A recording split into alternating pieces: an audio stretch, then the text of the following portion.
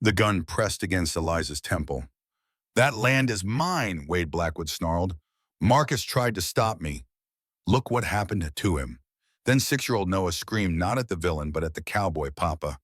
But to understand how a stranger became this boy's father in just 3 months, we need to go back to November 1878, to an empty basket and a cowboy who refused to look away. If you enjoy stories like this, hit subscribe and tell me where you were watching from. The dry goods store fell silent the moment Eliza Moore's hand touched the counter. She didn't need to see their faces to know. 3 times before she'd begged for credit. 3 times Samuel Pritchard had refused. But today her 6-year-old son Noah waited at home with hunger carving hollows beneath his eyes. Today she had no choice. The empty wicker basket trembled between her white-knuckled fingers.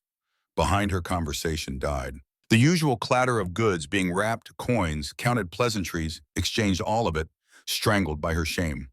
Mrs. Henderson selecting fabric. The Rollins boys waiting for their mother's order. Old Timothy Marsh pretending to examine tinned goods. All of them watching. All of them waiting to see her break. She wouldn't. Not here. Not in front of them.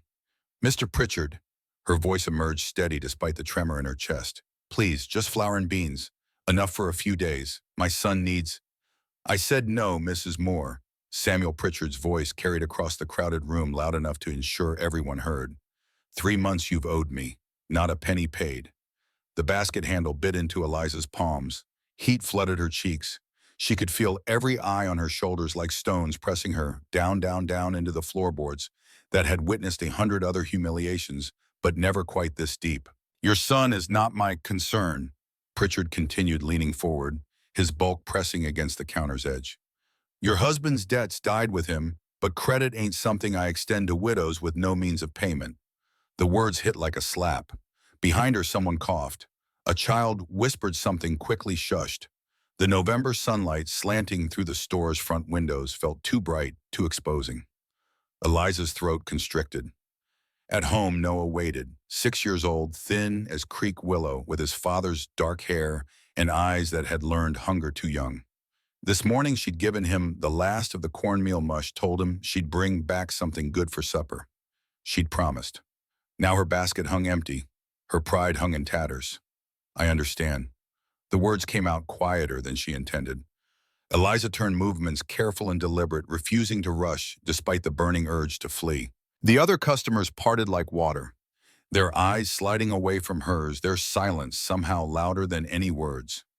The door opened with a brass bell's cheerful jingle mockingly bright. Wyoming wind bit through her threadbare shawl the moment she stepped outside. Medicine Bow's main street stretched before her, rutted mud, frozen into hard ridges. Buildings huddled against the wind like penitents. Across the way, the Silver Dollar Saloon spilled music and warmth. Further down, the livery stable, the land office, the small, whitewashed church where they'd buried Marcus 2 years ago. Eliza pulled her shawl tighter. The wind found every hole in the threadbare wool, every place where Marcus's death had left her exposed. But across the street, a silent cowboy watched. And unlike everyone else, he didn't look away.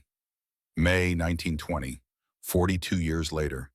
The parlor smelled of lemon oil and old wood. Eliza Rowan, 82 years old now. Her auburn hair gone white, but her back still straight, sat in the chair by the window. Afternoon light caught the gold ring on her finger, worn thin after 4 decades, but still there, still solid.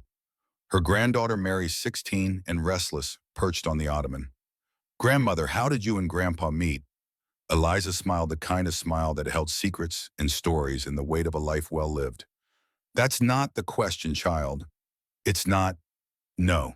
Eliza's eyes grew distant, seeing past the parlor walls, past the prosperous ranch house, past 42 years, to a cold November day in 1878. "The question is, why did he stay?" Mary leaned forward. "Then tell me that story." "Very well." Eliza folded her hands in her lap, the gesture so familiar Mary had seen it 1,000 times, but never quite understood what it meant, what it cost. "But first you need to understand what I was running from, and what your grandfather was running toward." The afternoon light shifted, the parlor seemed to fade, and Eliza began. November 1878, Medicine Bow, Wyoming territory. This is the story of hunger and pride, of a widow who'd lost everything except her son and her dignity, of a cowboy who'd spent 15 years running from ghosts, of the day their paths crossed in a town that had given up on both of them. This is the story of how a single act of kindness became a family, a legacy, and a love that outlasted time itself. But first you need to understand what Eliza was running from. Eliza walked down Medicine Bow's main street, her empty basket swinging. The wind cut through her shawl, but she barely felt it. Cold had become such a constant companion these past 2 years that she'd stopped registering it as separate from herself. Cold was loneliness. Cold was empty cupboards. Cold was Noah's thin face asking when supper would be ready. Her feet carried her past the boarding house, past the land office where Marcus used to file their claims, past lives that still had futures. 6 years earlier, Philadelphia, 1872. The memory rose unbidden, sharp as broken glass. Her mother's voice brittle with disappointment. No man will marry you looking like that, Eliza. You're unmarriageable. Eliza had been 34, standing in her parents' parlor in a dress that didn't quite fit. Never quite fit because nothing was made for women built like her. Solid, strong, 240 pounds of capability that Philadelphia society had no use for. Her father hadn't even looked up from his newspaper. Perhaps a convent would. I'm not taking vows. Eliza's voice had been steady even then, even when her hands shook. There are other options. Her mother's laugh had been like cut crystal. What options, ear? You're 21. Well, you know what you are. Yes, Eliza knew. Too fat, too plain, too direct. Too much of everything except what mattered in drawing rooms and garden parties. But she'd seen the advertisement in the Philadelphia Inquirer, small tucked between notices for household servants and cattle auctions. Wyoming rancher seeks wife. Must be willing to work. Appearance unimportant. Right to Marcus Moore, Medicine Bow, Wyoming Territory. Appearance unimportant. 4 words that had changed everything. She'd written that very night. 6 months later, train platform, September 1872. Eliza stood on the platform with a single trunk watching Philadelphia disappear in steam and smoke. Her mother hadn't come to see her off. Her father had handed her $50 and a Bible and told her not to come back. In her pocket, worn soft from reading Marcus Moore's letter, crinkled against her fingers. I need a wife to prove up my homestead. Government requires it. I don't care what you look like. Can you work hard? Can you endure isolation? Wyoming needs strong women more than it needs pretty ones. If you can survive 6 weeks on a train, you can probably survive here. Respectfully, Marcus Moore. Not romantic, not even particularly kind, but honest. And honesty, Eliza had learned, was rarer than gold. The train had taken 6 weeks. 6 weeks of hard benches and stale bread and stares from other passengers who couldn't quite believe a woman like her was traveling alone to marry a stranger. 6 weeks to wonder if she was trading one kind of loneliness for another. She'd been wrong. She hadn't been trading loneliness. She'd been trading invisibility for possibility. Medicine Bow, October 1872. Marcus Moore had been waiting on the platform when she arrived. Tall, weathered, 35 years old with calloused hands and eyes that assessed her the way he might assess a horse. Practical. Measuring. Miss Patterson. Mr. Moore. He'd looked her up and down once, quick and businesslike. You're stronger than I expected. Good. Wyoming needs strong women. I can be strong. They'd married 3 days later. Proxy ceremony, no frills witnessed by the land clerk and Reverend Walsh. Marcus had kissed her cheek afterward, perfunctory as a handshake, and taken her to the homestead 3 miles outside town. The cabin had been small. 1 room, sagging, but it had been hers. The first thing that had ever truly been hers. Marcus had been kind in his way. Not affectionate, but kind. He'd taught her about the land, about water rights and soil quality, and how to read weather in the sky. He'd valued her strength, her capability, her willingness to work dawn to dusk without complaint. They'd had Noah in 1872, 10 months after the wedding. Marcus had been pleased to have a son, an heir for the homestead he was building. And then 4 years later, Marcus had climbed on his horse one October morning and said he'd be back before supper. He never came back. Early November 1876. The horse had returned alone, saddle empty, girth strap broken, blood on the leather. They'd found Marcus 2 miles from the homestead, neck broken, body already cooling. Dr. Miller had said it was quick. The fall had killed him instantly. Mercy, the doctor had called it, as if there was mercy in leaving a wife and 4-year-old son with nothing but debt and 20 acres of stubborn land. The funeral had been small. Reverend Balsh, Mrs. Henderson, and a few others from town. Eliza had stood at the grave with Noah clutching her skirt, and she'd felt the weight of the future settle on her shoulders like snow. $650 in debt. Marcus had been a dreamer, not a businessman. He'd bought cattle on credit, seed on credit, tools on credit. All of it betting on harvests that never quite came, on luck that never quite held. And now it was hers, all of it. The debt, the land, the slow grinding struggle to survive. November 1878, present day. Eliza stopped walking. She'd reached the edge of town without realizing it, her feet carrying her away from judgment toward the open prairie. Beyond the last buildings, the land rolled away in endless waves of brown grass and sage, broken only by the dark line of mountains in the west. Beautiful and brutal, like everything about this territory.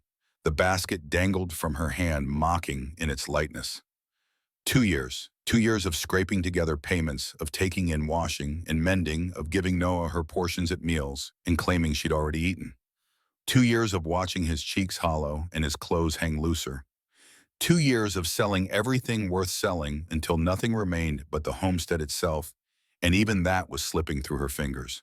3 months behind on the land payment, $200 she didn't have, couldn't get. Pritchard had made that clear.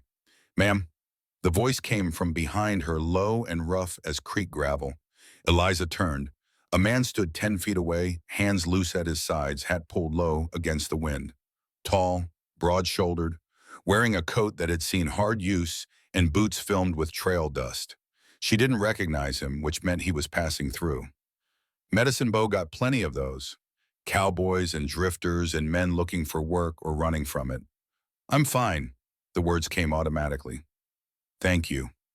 The man didn't move. Something in his stillness made her look closer. His face was weathered, late 30s maybe, with lines carved deep around his eyes and mouth. Not handsome, too rough for that, but solid, steady, the kind of face you'd trust to hold a rope or speak truth. "Saw what happened in there." He nodded toward Pritchard's store. "Wasn't right." Heat flooded Eliza's cheeks. Of course he'd seen. Everyone had seen. Her humiliation was public entertainment, now something strangers witnessed and commented on. "I don't need pity." Not offering pity. Something in his tone made her pause. Not sympathy, not judgment, just statement of fact. "Then what are you offering?" The stranger shifted his weight, glanced at the empty basket still dangling from her hand. When he looked back at her face, his eyes held no trace of superiority or condescension. Just that same steady regard. Brown eyes, the color of creek water in summer. "Ride with me," he said. "I'll put food on your table tonight." Eliza stared at him. The wind whipped her skirt against her legs, carried the smell of sage and distance. In the 2 years since Marcus's death, she'd learned to read men quickly. The ones who offered help with strings attached invisible until you were tangled in them. The ones whose kindness came with expectations. This man's face revealed nothing. No hunger, no calculation, just steady brown eyes and calloused hands held loose at his sides. "I don't accept charity from strangers." Not charity. He pulled a worn leather pouch from his coat pocket, hefted it slightly. The clink of coins carried clearly in the cold air. "Transaction. I need someone to show me where to find good grazing land. Creek water. You know this territory." Eliza's pulse quickened despite herself. "I know it." "Then you got something I need." He nodded toward the edge of town where a horse stood ground-tied near a water trough. A sturdy buckskin with good lines. "Hour of your time, maybe 2. In exchange, we stop at that store, fill your basket, and I pay cash." It was too easy, too convenient. Men didn't just appear with money and offers when you needed them most. That wasn't how life worked, not in her experience. "Why?" The question came out sharper than intended. "Why me?" The stranger's expression didn't change. Because you're standing here with an empty basket and a child waiting at home. Because Pritchard's an ass. Because I got money and you got knowledge I need. He paused. That's simple enough, simple. Nothing in Eliza's life had been simple since Marcus died. But the thought of Noah's face when she walked through the door with food, real food, enough to last more than a day. Where are you headed? Wherever there's land worth buying. Been riding through looking. Thought I might settle in this area. He gestured vaguely northwest. Heard there's good water out toward Deer Creek. Eliza's breath caught. Deer Creek. Her land. The homestead she couldn't sell and couldn't quite lose. I know Deer Creek, she said slowly. I live there. Something shifted in the stranger's expression. Recognition, maybe, or satisfaction. Then you're exactly who I need to talk to. He took a step closer, stopped when he saw her tense. Name's Caleb Rowan. Been trailing cattle for 15 years. Saved enough to buy my own place. Looking for the right spot.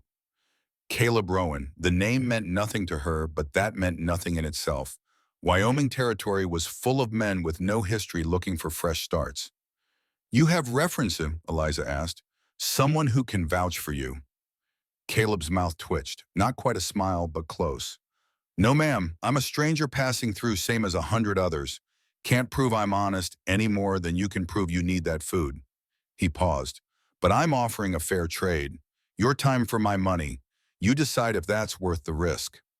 The wind gusted harder, biting through Eliza's shawl. Her stomach cramped. At home, Noah waited, and the cupboard held nothing but emptiness and shame. Risk. Everything was risk now. Accepting the stranger's offer. Refusing it. Trying to make it through another day on pride and stubbornness alone. 1 hour, Eliza said. You want to see the creek land? I'll show you.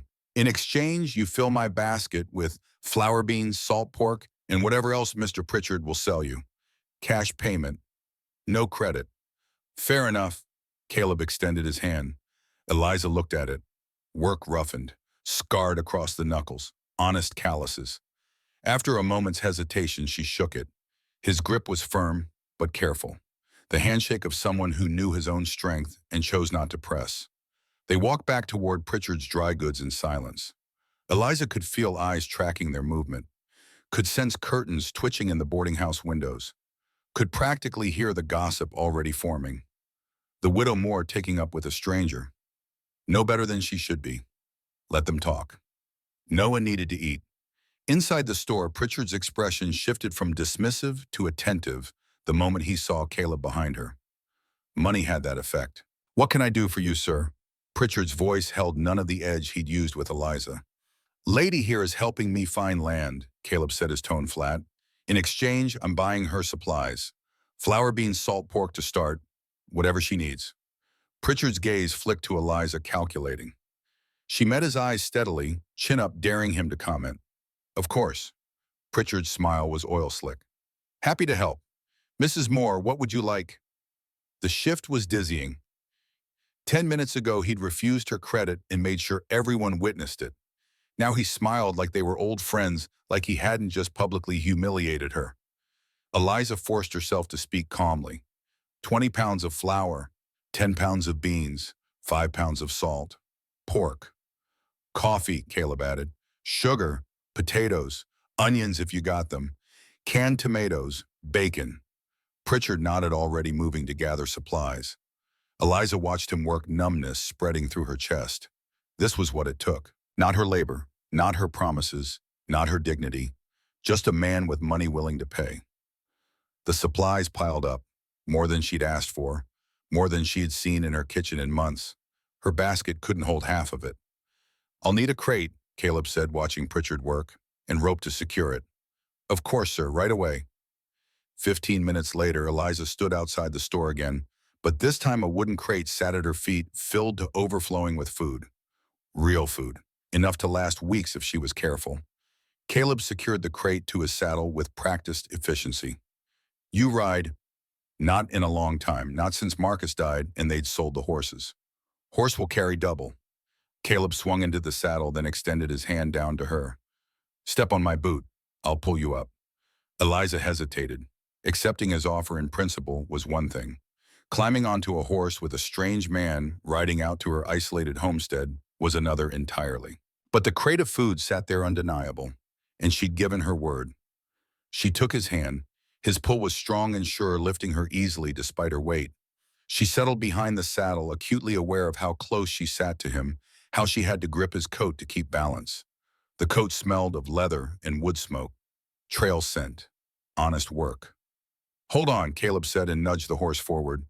They rode out of Medicine Bow at a walk past the watching townspeople, past the church and the livery, and all the familiar landmarks of Eliza's shrinking world. No one spoke to them. No one waved.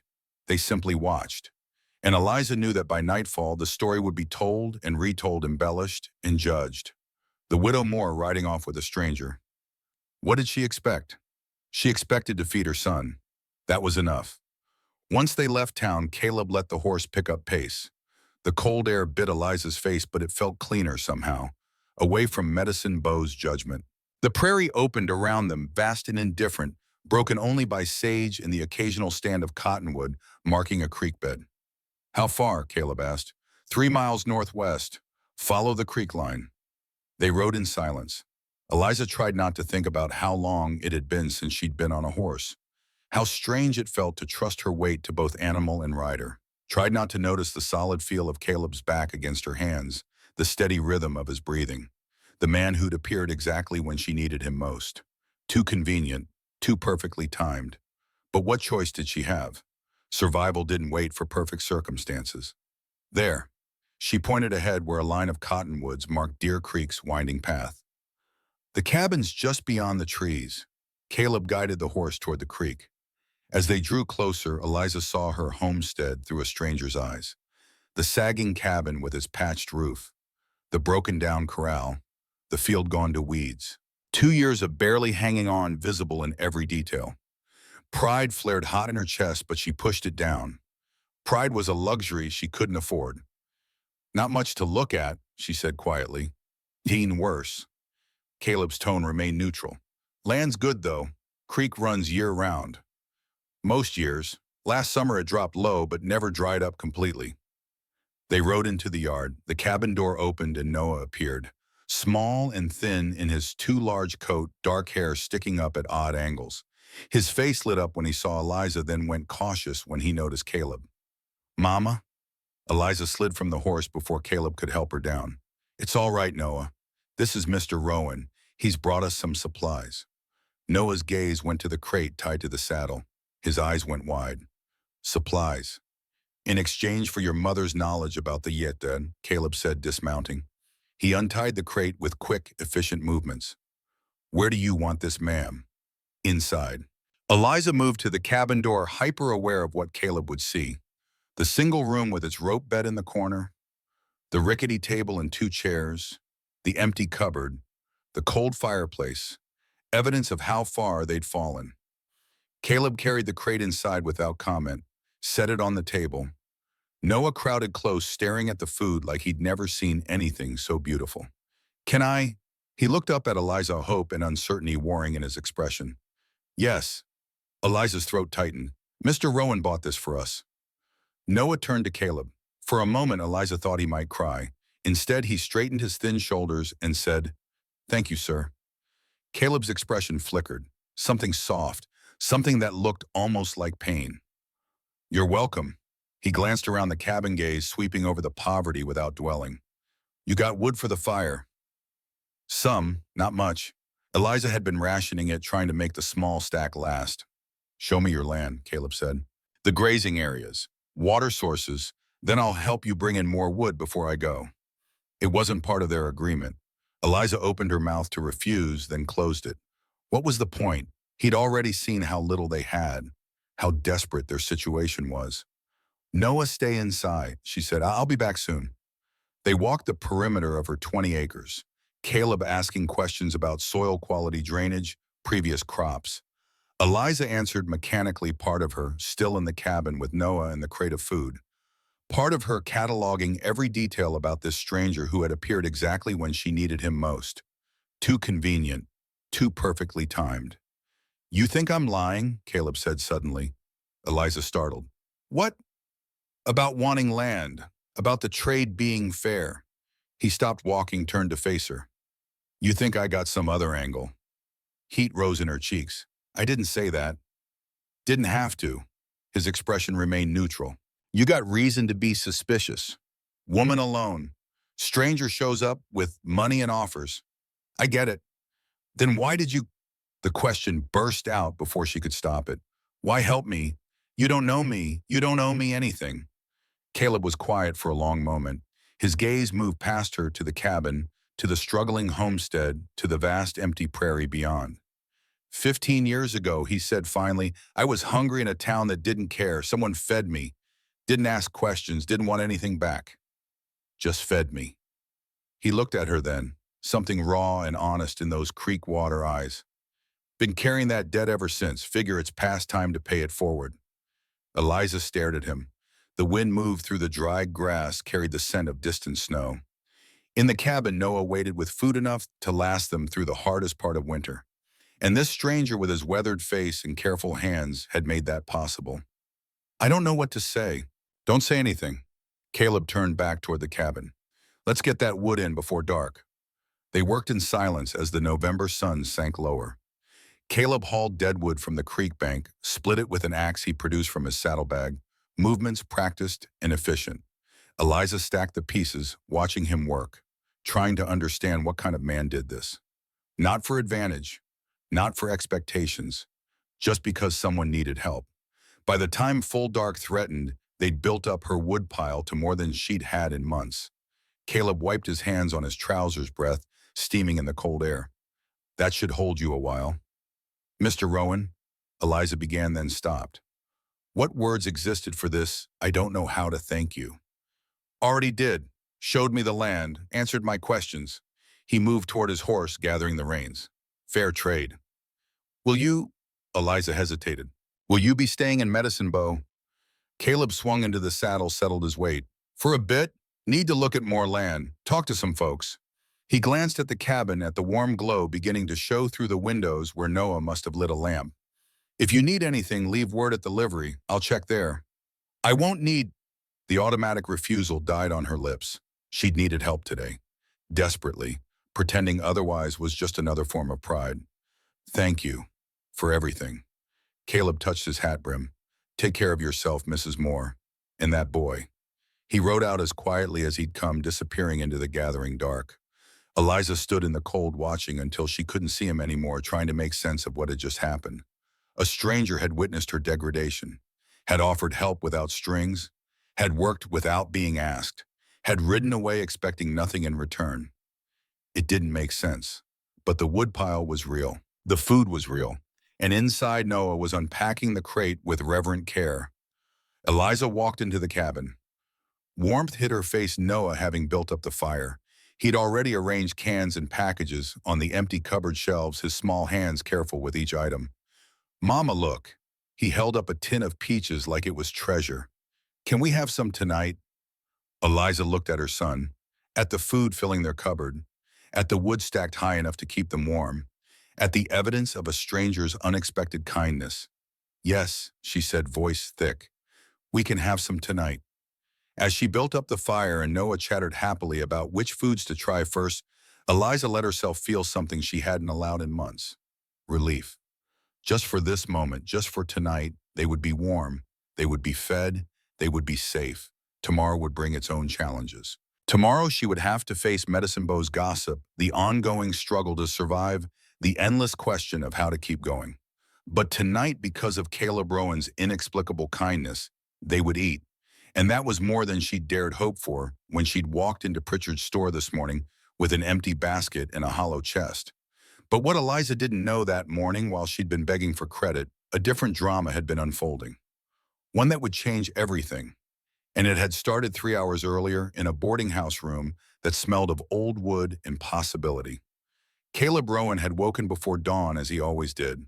15 years of trail drives had burned the habit into his bones. Wake before light, check the horses, move before thinking could catch up and remind you why staying in one place was dangerous.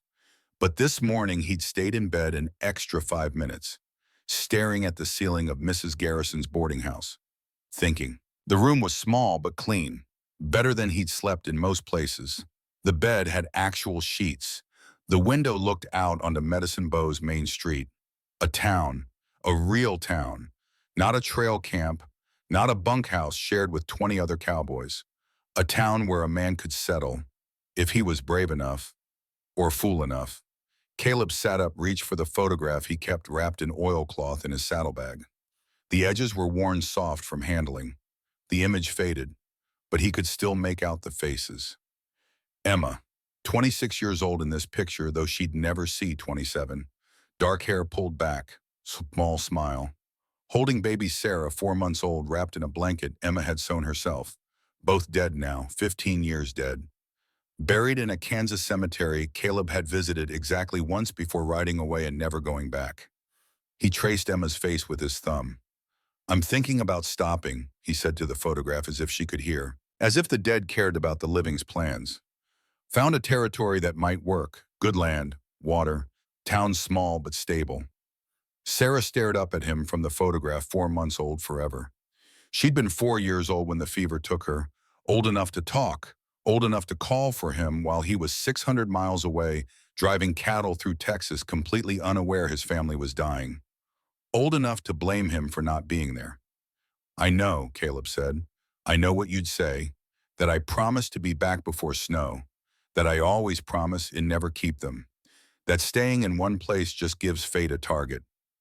But he was tired, 38 years old and tired down to his bones, tired of drifting, tired of sleeping on the ground, tired of having nothing to show for 15 years of work, but scars and saddle sores and a leather pouch of gold that meant nothing because he had no one to spend it on.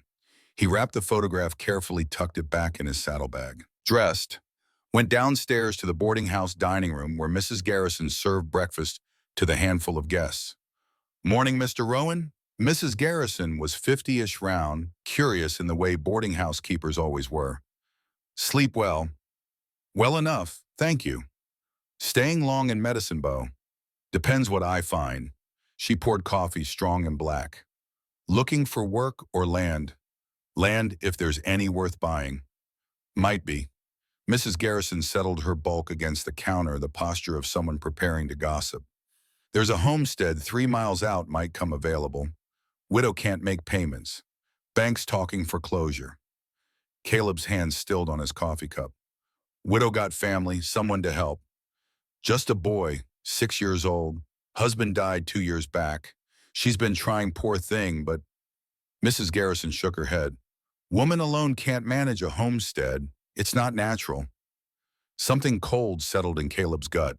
Woman alone, boy, struggling. The exact situation Emma had been in while he was gone. The exact situation that had killed them both. "What's the widow's name?" "Moore, Eliza Moore. Came here as a mail-order bride 6 years ago. Nice enough woman, but..." Mrs. Garrison's pause spoke volumes. "Well, you know how it is." Caleb didn't know, didn't want to know, but he could guess, could read the judgment in Mrs. Garrison's tone. The widow was somehow failing to be what the town expected. Somehow not measuring up, just like Emma had failed to be strong enough to survive without him. "Where's this land?"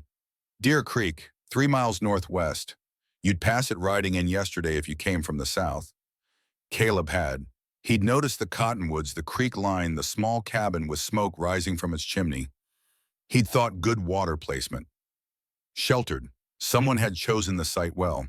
He hadn't known a widow and child were inside, barely hanging on.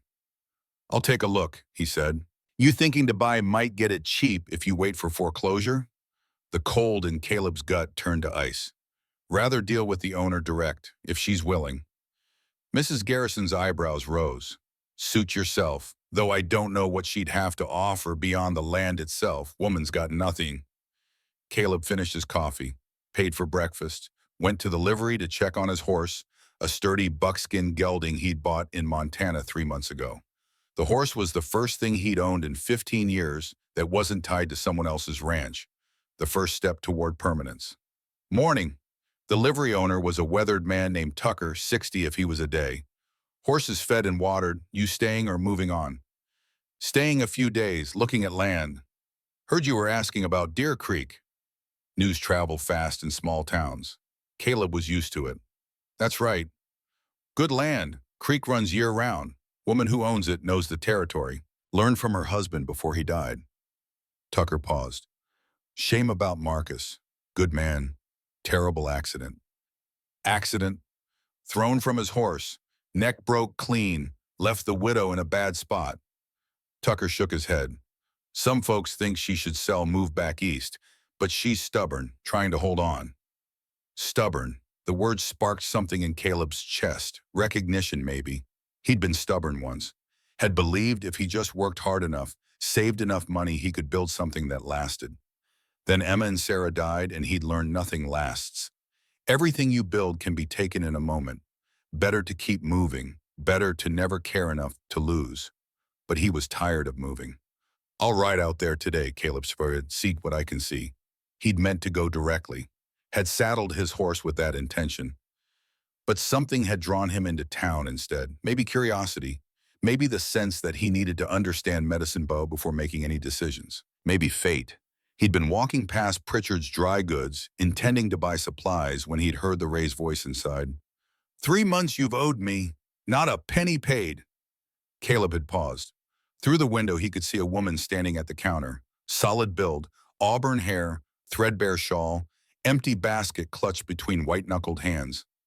Around her, other customers watched, silent, judging. Your son is not my concern. The woman's back had stiffened. Caleb couldn't see her face, but he could see the set of her shoulders. The careful way she held herself, like someone trying very hard not to break. He'd watched her turn, watched the other customers part to let her through, watched her walk out of the store with her head high and her basket empty, watched her stand on the boardwalk, wind biting through her inadequate shawl, staring at nothing. And he'd recognized her. Not her face, her situation. Woman alone, child to feed, town that had given up on her. If Emma had survived, and he'd never come back. Caleb had found himself moving before thinking, following her down the street, watching her walk toward the edge of town with her empty basket and her tattered pride. And when she'd stopped at the prairie's edge looking out at nothing, he'd made a choice. Not rescue, not charity, just recognition. One person seeing another struggle and deciding to do something about it. So he'd offered the trade, her knowledge for his money. Simple, clean, no strings. But riding back to Medicine Bow, now leaving her and the boy with food and firewood, Caleb knew he'd lied. It wasn't simple. It wasn't clean. Because somewhere between watching her refuse Pritchard's humiliation and watching her son's face light up at the sight of food, something had shifted in him. Something that felt dangerously like caring. And caring was the one thing Caleb Rowan had sworn never to do again. Minutes later, Main Street, Medicine Bow. Caleb rode slowly down the main street, acutely aware of eyes following him. Small towns notice strangers, especially the strangers who rode off with widows. He'd just passed the land office when a voice stopped him. Mr. Rowan. Caleb turned. A man stood on the boardwalk outside the Silver Dollar Saloon, well-dressed, expensive coat, maybe 35, handsome in a way that probably worked well on women, eyes that assessed Caleb the way a rancher might assess livestock. Do I know you? Caleb asked. Not yet. Wade Blackwood. The man stepped down to street level, extended a hand. Heard you were asking about land. Caleb didn't take the hand. News travels fast. Blackwood lowered his hand, smile not wavering. Small town. I own the ranch north of here. 500 acres. Always interested when someone new shows interest in the area. That right. Indeed. Blackwood's eyes were cold despite the smile. Especially when that someone starts sniffing around Deer Creek. That land's been spoken for. Didn't see any claim markers. Not officially, but I've made Mrs. Moore a generous offer. $100 cash for the homestead. Blackwood's smile widened. More than fair given her circumstances. Caleb's hands tightened on the reins. $100 for land worth 5 times that, for a homestead with year-round water. Seems low. Seems realistic. Woman can't make her payments. Bank's foreclosing in 3 months. I'm offering her a way out before she loses everything. Mighty generous of you. Something flickered in Blackwood's eyes. Irritation, maybe. or calculation. I'm a businessman, Mr. Rowan. I see opportunity, I take it. Nothing personal. What is your interest in Deer Creek specifically? Water rights. Creek feeds 6 ranches in this valley. Controlling that water, Blackwood shrugged. Let's just say it would be advantageous. Caleb understood immediately. Control the water, control the valley. Force other ranchers to negotiate, to pay. A man could build an empire that way, or destroy a lot of lives. Mrs. Moore accepting your offer. Not yet, but she will. Blackwood's confidence was absolute. She doesn't have a choice. Everyone's got choices. Do they? Blackwood studied Caleb. Word of advice, Mr. Rowan. You seem like a decent man. Don't get involved in situations you don't understand. The widow's problems aren't your concern. I'll keep that in mind. See that you do. Blackwood touched his hat brim, the gesture mocking. Welcome to Medicine Bow. Hope your stay is brief. He walked away. Caleb watched him go cold, settling deeper in his gut. Wade Blackwood wanted Deer Creek, was willing to pressure a widow and child to get it, would probably escalate if his generous offer was refused, and Caleb had just inserted himself directly into the middle of it. He should ride away, should find land somewhere else. Wade Blackwood's schemes weren't his problem. Eliza Moore and her son weren't his responsibility. He should leave before caring turned into attachment, before attachment turned into loss. Should. But Caleb Rowan had spent 15 years running from should, from responsibility, from the guilt of promises broken and families lost. Maybe it was time to stop running. Maybe it was time to stay. Even if staying meant risking everything he'd sworn never to risk again. The peaches tasted like summer, sweet and impossibly bright against the gray weight of November. Noah ate slowly, savoring each piece like it might disappear if he rushed. Eliza watched him across the lamplight, her own plate barely touched, still unable to believe the cupboard now held food enough to last them weeks instead of days. You should eat, Mama. Noah's voice pulled her back. He gestured at her plate with his spoon concern, creasing his young forehead in a way that made him look far older than 6. I am eating. Eliza forced herself to take a bite of beans rich with salt pork fat. The flavor exploded across her tongue. She'd forgotten food could taste like this, substantial and real instead of the thin gruel they had been surviving. Noah watched her a moment longer, then returned to his peaches. Outside, the wind picked up, rattling the cabin's loose boards. But inside, the fire burned warm, and the smell of coffee filled the small space with comfort Eliza had stopped believing possible. After supper, she heated water for washing. Noah fell asleep at the table, head pillowed on his arms, before she'd even finished cleaning the dishes.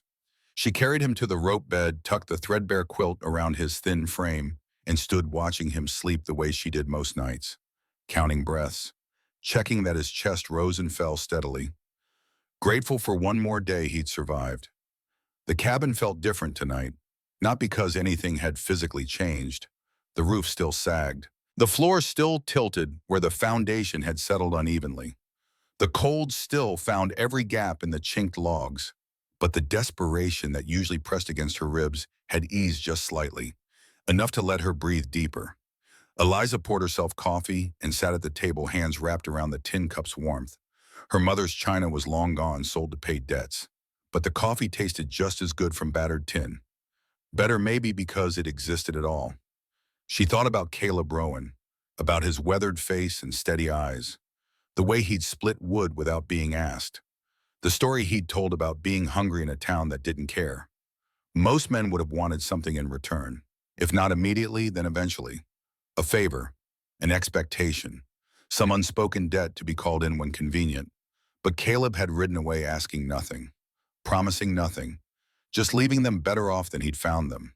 Eliza didn't trust it, couldn't afford to. Life had taught her that kindness without strings was rarer than gold, and strangers who appeared exactly when needed usually brought complications alongside their help. Still, Noah had eaten until satisfied for the first time in months. The woodpile would keep them warm through the worst of winter, and tomorrow morning she could make real breakfast instead of rationing the last scraps. That had to be enough. She couldn't let herself hope for more. The fire burned low. Eliza banked the coals carefully. Good firewood was still precious, even with Caleb's contribution. She climbed into bed beside Noah, his small body radiating warmth, and she curled around him protectively, listening to the wind and the creek's distant murmur in the familiar sounds of their struggling homestead. Sleep came easier than it had in weeks. Morning arrived cold and brilliant frost painting the windows in delicate patterns. Eliza woke to find Noah already up standing before the cupboard with an expression of wonder like he needed to confirm last night hadn't been a dream. "It's still there," he whispered when he noticed her watching. "All of it." "Yes." Eliza rose joints, protesting the cold. "What would you like for breakfast?" Noah's eyes went wide. When was the last time she'd asked him that, instead of serving whatever thin portion they had? "Bacon," he asked hopefully. "And bread." "We don't have bread yet, but I'll make biscuits." Eliza moved to the cupboard, pulled down flour and lard with hands that trembled slightly. "Real biscuits, with butter and jam if you'd like." She cooked while Noah dressed and did his morning chores, feeding the 3 chickens that were all that remained of their once substantial flock, checking the makeshift snares he'd set for rabbits, hauling water from the creek. By the time he returned, stamping cold from his boots, the cabin smelled of bacon and fresh biscuits. They ate without speaking, the food too good for conversation. When Noah finally pushed back from the table, his cheeks held color Eliza hadn't seen in months. "Mama," he traced patterns in the flour dust on the table. "Will Mr. Rowan come back?" The question hung in the warm air. Eliza considered lying, protecting him from disappointment, but Noah deserved honesty. "I don't know," she said. "He said he'd be in Medicine Bow for a while looking at land. But he doesn't owe us anything, Noah. What he did yesterday, that was enough. We can't expect more." Noah nodded slowly. "But if he does come back, that would be okay." Something in his voice caught at her. Of course a boy wanted a man around, someone strong and capable, someone who could split wood and fix things and make his mother smile. But wanting and having were different countries, and Eliza had learned not to confuse them. "If he comes back, it would be okay," she agreed carefully. "But we don't count on it. We take care of ourselves, same as always." "Understood." "Yes, ma'am." 3 days later. The knock came just after dawn. Eliza was building up the fire, Noah still asleep. She froze at the sound. Visitors this early meant trouble. Bill collectors, the bank, bad news in whatever form it chose to take. She opened the door a crack. Caleb Rowan stood on her threshold, hat in hands, looking uncertain in a way he hadn't 3 days ago. "Mr. Rowan." "Mrs. Moore, I apologize for the early hour." He shifted his weight. "I was hoping we could talk about a business proposition." Eliza's stomach tightened. Here it was, the real reason for his kindness. The expectation she'd been waiting for. "What kind of proposition?" "The kind best discussed inside, if you'll permit." She shouldn't. Should maintain boundaries, protect herself and Noah from whatever scheme this was. But curiosity won, and the memory of his steady eyes, his careful hands. She stepped back. "Come in." Caleb entered, bringing cold air and the smell of leather. He removed his hat, held it awkwardly, looking around the small space like he was trying not to intrude just by existing in it. "Noah's still sleeping," Eliza said, pouring coffee into their 2 good cups. "We should keep our voices low." "Of course," Caleb accepted the coffee, wrapped his hands around it. "Mrs. Moore, I've been thinking about your situation and mine, and I believe we could help each other." "You already helped 3 days ago. That was a transaction. 1 hour of your time for supplies. This is different." Caleb set down his cup, pulled a folded paper from his coat pocket. Official looking. "I've been to the land office. Talked to the bank. Your debt isn't as bad as they're making it sound. Scare tactics, mostly trying to get you to sell cheap." Heat flooded Eliza's face. Of course he'd investigated. Of course he knew the details of her poverty, her failure. "That's my business." "It is," Caleb said calmly, "and I'm not trying to pry, but I told you I was looking to buy land. And this land, your 20 acres, it's good land. Creek runs year-round, soil's decent, close enough to town for supplies, but far enough for privacy." Understanding dawned cold and bitter. "You want to buy my homestead?" "No." The word came quick and firm. "I want to help you keep it." Eliza stared at him. Outside, she could hear Noah stirring his small sounds of waking. Inside, her heart hammered against her ribs. I don't understand. Caleb unfolded the paper. Your debt. 3 months back payment plus interest comes to $212. I have that money. I'm proposing we form a partnership. I pay off your debt. In exchange, we work this land together. You know the territory, know the growing season, know how things run. I know cattle, know building, know how to make a homestead profitable. He met her eyes steadily. We split the profits equal, and after 5 years, the land is yours, free and clear, full ownership. The cabin seemed to tilt. Eliza grabbed the table edge, trying to process what she was hearing. Why? The question came out raw. Why would you do this? You don't know me. This doesn't make sense. Makes perfect sense. Caleb refolded the paper, tucked it back in his pocket. I need land and expertise. You need money and help. We both need a fresh start. Way I see it, we can give each other that. The door to the sleeping area creaked. Noah appeared small and rumpled, blinking at Caleb with wide eyes. Mr. Rowan. Morning, Noah. Caleb's expression softened. How are those chickens treating you? Good. They laid 3 eggs yesterday. Noah moved closer, curiosity overcoming shyness. Are you staying for breakfast? Noah, Eliza said. Mr. Rowan and I are discussing business. Could eat, Caleb interrupted gently, if there's enough. There was enough. These days there was almost always enough, and the novelty of that still hadn't worn off.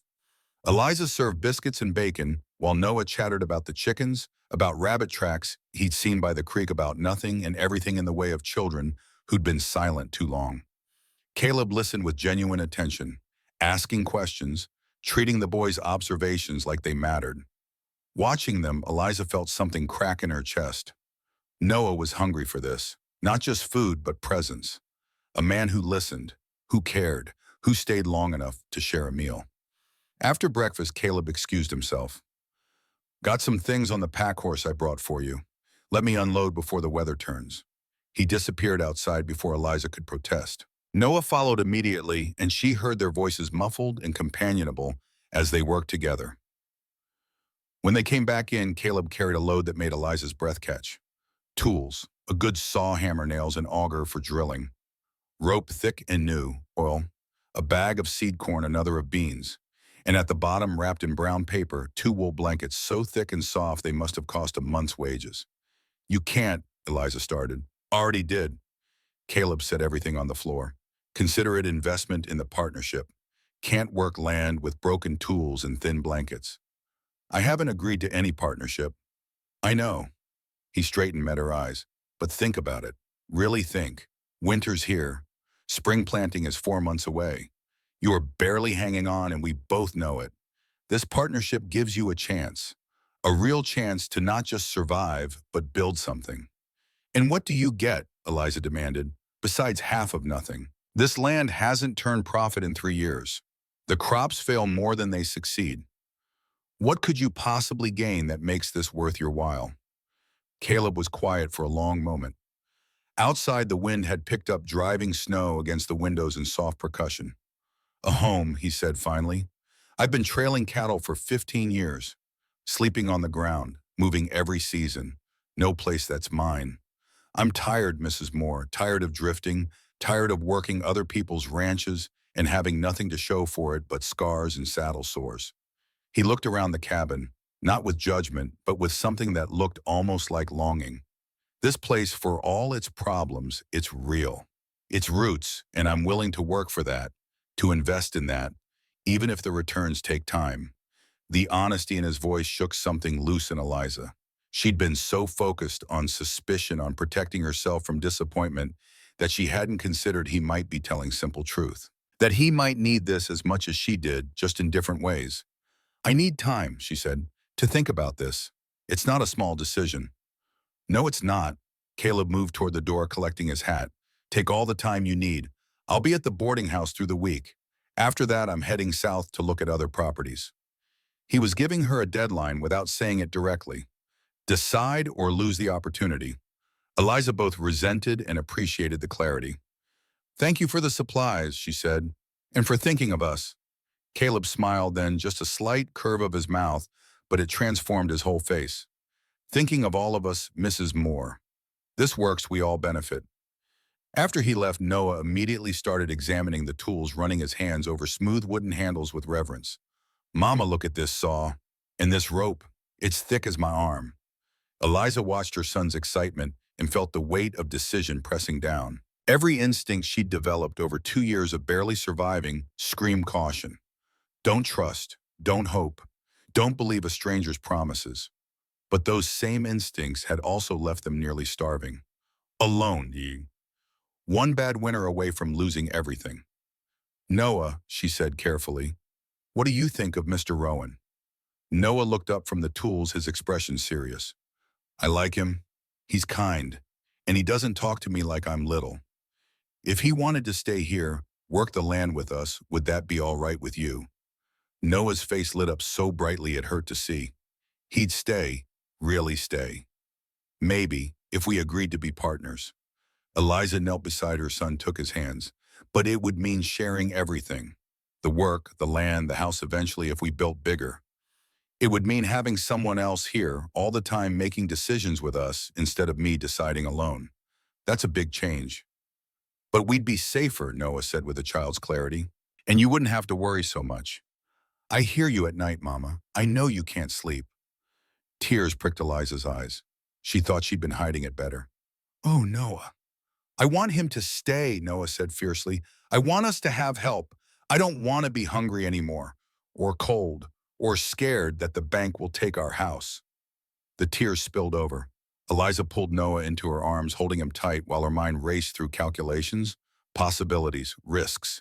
$200 to save the land, tools and supplies they desperately needed. A partner who knew cattle and building, who could do the heavy work she struggled with. The chance, however slim, to actually make the homestead profitable instead of watching it slowly fail. Against that trust, the terrifying leap of letting a stranger into their lives, into their home, into the fragile ecosystem of survival she'd built. The risk that he might change his mind, leave them worse off than before. The complications of partnership with a man she barely knew. But as Noah pulled back and wiped his eyes, trying to be brave, Eliza knew the choice had already been made. Maybe had been made the moment Caleb split wood without being asked, or bought them food when Pritchard refused, or looked at her with recognition instead of pity. I'll talk to him, she said.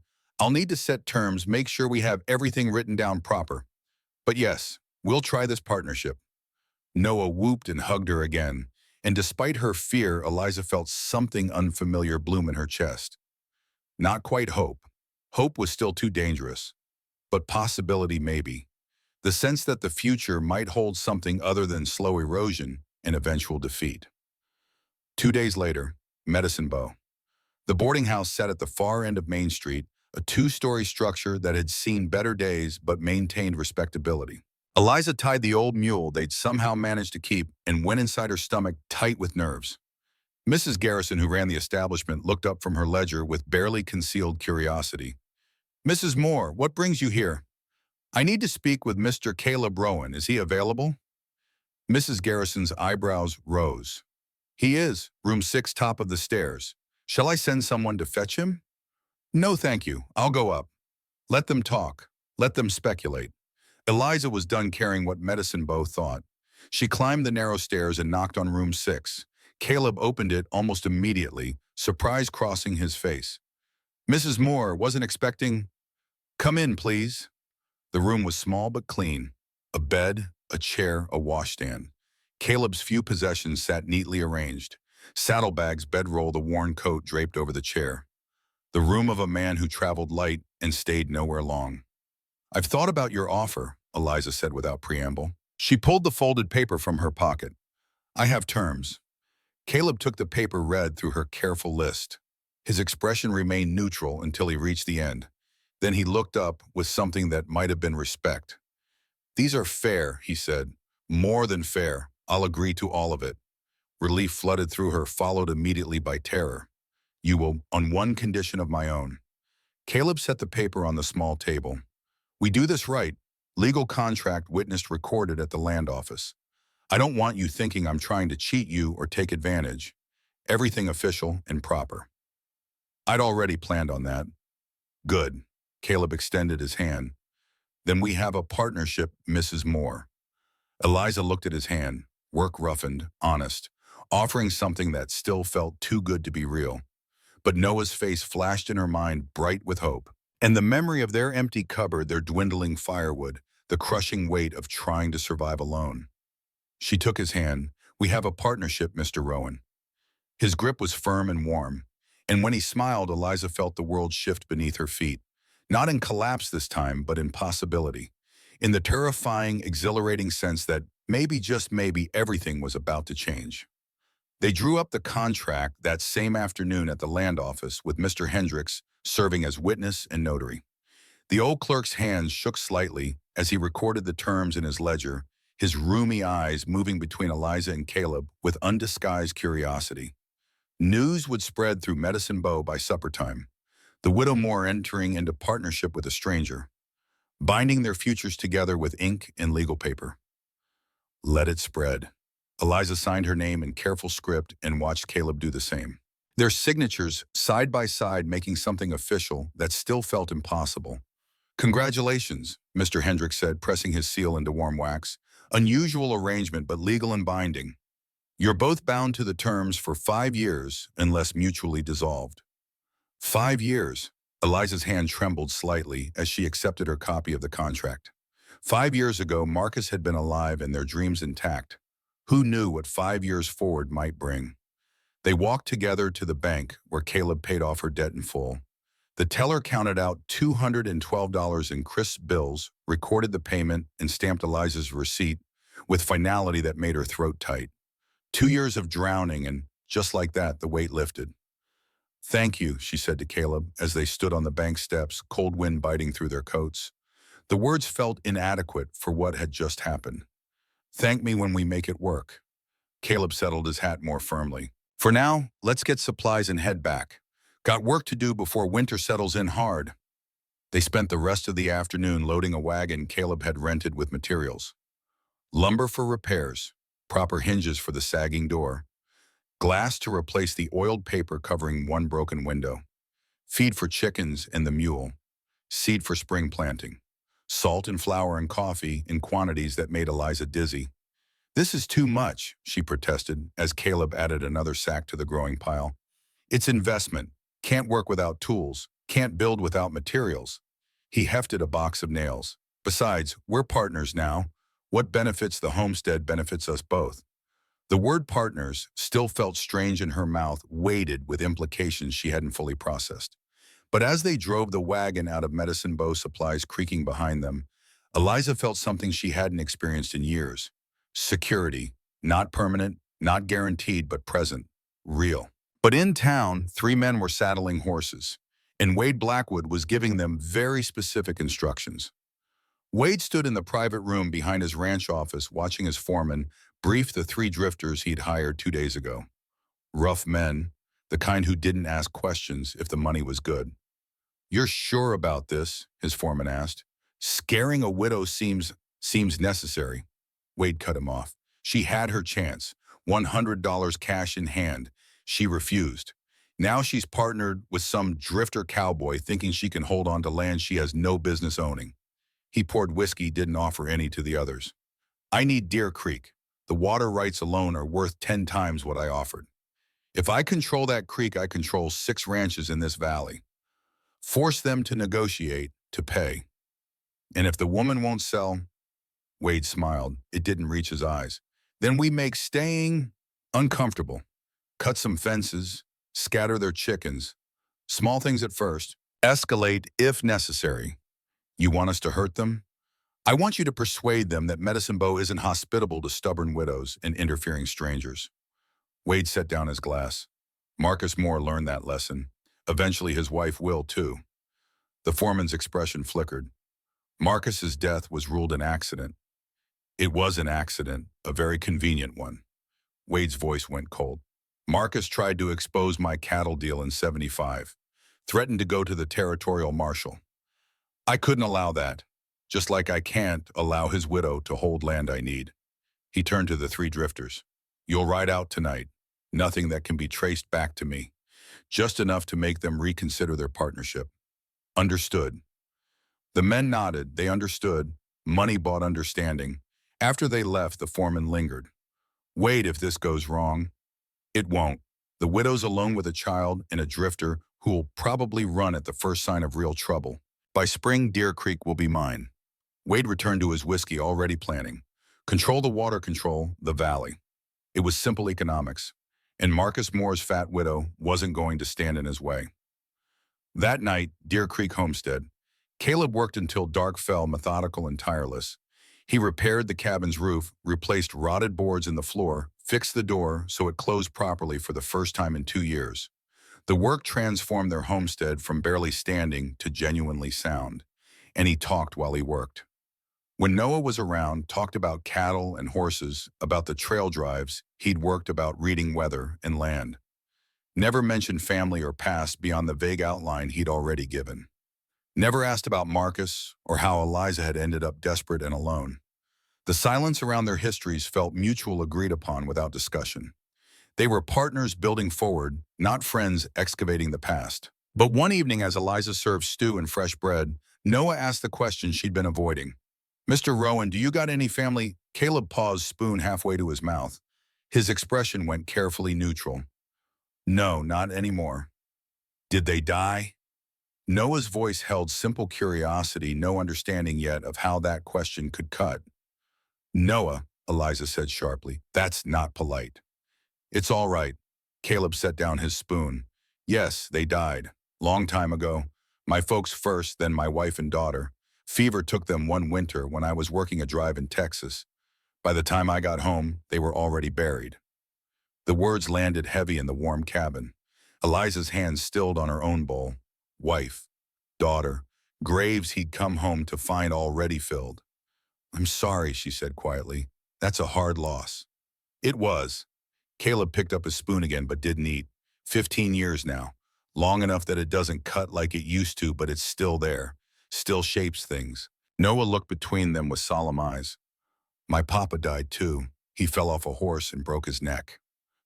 "I know," Caleb said gently. "That's hard for a boy." It was. Noah's voice went small. "I don't remember him much anymore. Just pieces. His voice. How he smelled like tobacco and leather." Eliza's throat closed.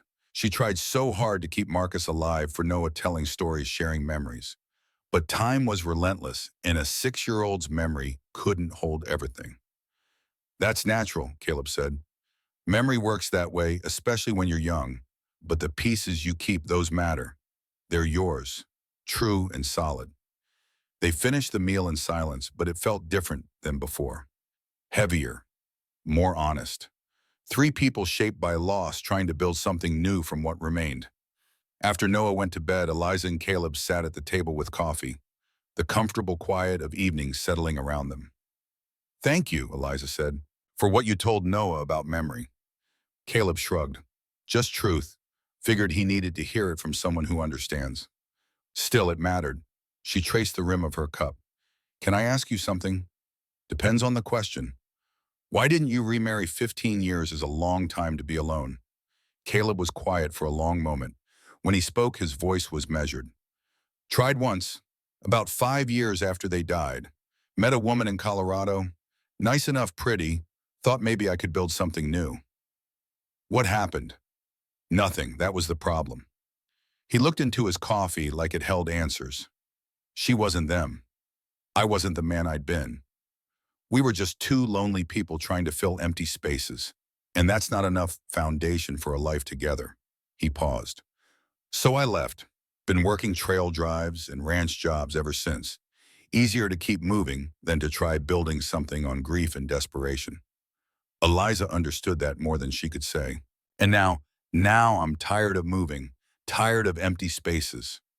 Caleb met her eyes. "This partnership, it's not about filling anything. It's about building something real, something that matters. No pretense, no expectations beyond what we agreed. Just work and honesty and see where it leads." The distinction mattered. Eliza realized he wasn't here to replace Marcus or heal her loneliness. Wasn't looking for romance or redemption. Just partnership, clean and clear. She should have felt relieved. Should have appreciated the boundaries, the safety of low expectations. Instead, she felt a small, unexpected ache of something that might have been disappointment. December brought the hardest cold. Ice formed thick on the creek, and mornings dawned so bitter that water froze in the bucket overnight. But the cabin stayed warm. The food held out, and slowly the rhythm of their partnership settled into something that felt almost normal. Caleb worked on the lean-to addition whenever weather permitted, framing it out with careful precision. Noah helped, learning to use hammer and saw under patient instruction. Eliza managed the household, cooked meals, mended clothes, and tried not to notice how comfortable it all felt. How right. But she did notice. Noticed how Caleb anticipated what she needed before she asked. How he made sure Noah got the best portions at meals. How he fixed things without being asked, quietly making their lives easier. And she noticed her own responses. How she saved him the crispest bacon. How she mended his shirts with extra care. How her day felt incomplete until he came in from work and she could account for his safety.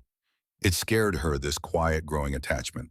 They were partners, nothing more. The contract specified 5 years, after which the land would be hers, and presumably Caleb would move on. Obligation fulfilled. Getting tangled up in feelings would only complicate what needed to stay simple. But feelings didn't consult contracts. They grew in silence and took root in small moments. Mid-December, the blizzard. The temperature dropped overnight. Eliza woke to wind howling like something alive, hurling snow against the windows in waves. The cabin shook with each gust. Noah was coughing. She crossed to his bed, touched his forehead. Hot. Too hot. "Mama," his voice was rough, labored. "I'm cold." Eliza's stomach dropped. She knew this pattern, had seen it before in Philadelphia in the tenements, where disease spread like wildfire. Fever and cold together. Labored breathing. Pneumonia. By midday, Noah's fever had spiked higher. His breathing came shallow and quick. He drifted in and out of consciousness, calling for her, then for his father, then for no one. Eliza held him, singing softly while terror clawed at her throat. She had herbs, had willow bark for fever. But pneumonia needed more. Needed laudanum to ease the coughing, quinine if they had it, professional care. Needed Dr. Miller 3 miles away in town. Caleb appeared in the doorway, snow-covered from checking the animals. One look at Noah and his face went white. "How long?" "Since morning. It's pneumonia." Eliza's voice shook. "He needs medicine. Real medicine." Caleb crossed to the bed, looked down at Noah's flushed face. Something flickered in his expression. Pain. Recognition. The look of a man seeing ghosts. "I'll go," he said. "Tell me what you need." "Caleb, you can't. The storm—" "Tell me what you need." Eliza rattled off the list. Laudanum, willow bark, quinine if Dr. Miller had it, anything that might help. Caleb nodded, already moving toward his coat, but his hands shook as he reached for it, and Eliza saw the fear in his eyes, raw and present and devastating. "Caleb," she caught his arm. "What is it?" "Sarah." The name came out broken. "My daughter. She died of fever. I was 600 miles away, couldn't get to her." "Couldn't—" He stopped, jaw clenched. "I can't let that happen again." "Then go, ride fast. Come back safe." Caleb looked at her, then at Noah. Something resolved in his face. "I'll be back, I promise." He left before she could say more. Eliza heard the horse's hooves muffled in snow fading into the storm, and she was alone with her dying son and a promise from a man she barely knew. The hours crawled. Eliza held Noah, sang to him, bathed his burning skin with cool water. The fever climbed higher. His breathing grew more labored. Twice he stopped breathing entirely, and she had to shake him, terrified, until he gasped back to life. The storm showed no signs of easing. Night fell. Caleb didn't return. Eliza tried not to think about what that meant. Tried not to imagine him frozen somewhere between here and town. Tried not to calculate how long a man could survive in this cold. Tried not to admit that she trusted a stranger with her son's life, and he might have simply ridden away. Then near midnight, she heard hoofbeats. The door burst open. Caleb stumbled in, half-frozen, bleeding from a cut above his eye. But his hands were steady as he set down a leather satchel. "Dr. Miller's supplies." His voice was rough from cold. "He's coming." Roads were blocked. Had to fight through. "Fight, tell you later." He pulled out bottles, hands shaking from cold or adrenaline or both. Laudanum first, then willow bark tea. Eliza prepared the medicine while Caleb collapsed by the fire. Only then did she notice his knuckles split and bleeding. his coat torn, the way he favored his ribs. What happened? 3 men blocked the road, said no one goes to the Moore homestead. Caleb's eyes were hard. I disagreed. You fought 3 men. Fought, won, kept going. He looked at Noah and his expression softened. Nothing was going to stop me from getting back here. Nothing. The medicine worked slowly. By dawn, Noah's fever had broken. His breathing eased. The crisis passed. Dr. Miller arrived an hour after sunrise, having struggled through drifts all night. He examined Noah, proclaimed him out of danger, and turned his attention to Caleb. 3 broken ribs, he said, binding Caleb's chest. Concussion likely. You're lucky they didn't kill you. They tried. Caleb's voice was flat. I was more motivated. After Dr. Miller left, promising to check back in a few days, Eliza sat beside Caleb's makeshift bed near the fire. Noah slept peacefully in the other room, color returning to his cheeks. You saved him, she said quietly. We saved him. You kept him alive until I got back. You rode through a blizzard, fought 3 men, risked your life for a child who isn't even yours. Caleb looked at her, and something in his eyes made her breath catch. Isn't he? The question hung between them. Not quite a claim, not quite a confession, but close. So close. Caleb, I know this wasn't part of the contract, he said. I know we're supposed to be partners. Business arrangement, nothing complicated. But lying here all night, ribs screaming, wondering if Noah would make it, I realized something. He pushed himself up, despite the pain met her eyes directly. I can't keep pretending this is just business, that you and Noah are just investments. Because somewhere between chopping wood and fixing your roof and watching that boy sleep, I started caring. And tonight, riding through that storm, all I could think was, I can't lose another child. I can't come back to find graves again. His voice broke. What if I'm not fast enough again? What if I come home and find graves instead of family? I couldn't survive that twice, Eliza. I couldn't. There it was, his fear confession, raw and honest and devastating. Eliza's own throat tightened. You were fast enough tonight. You saved him. This time counts. She reached for his hand, held it between both of hers. Caleb, you think you're the only one afraid I'm terrified every day. Terrified that you'll wake up and see what everyone else sees. A fat widow who trapped you into obligation. That this kindness will curdle into resentment. That I'll end up alone again, but this time it'll hurt more because I let myself hope. Caleb's fingers tightened on hers. I don't see a fat widow. I see the strongest woman I've ever met.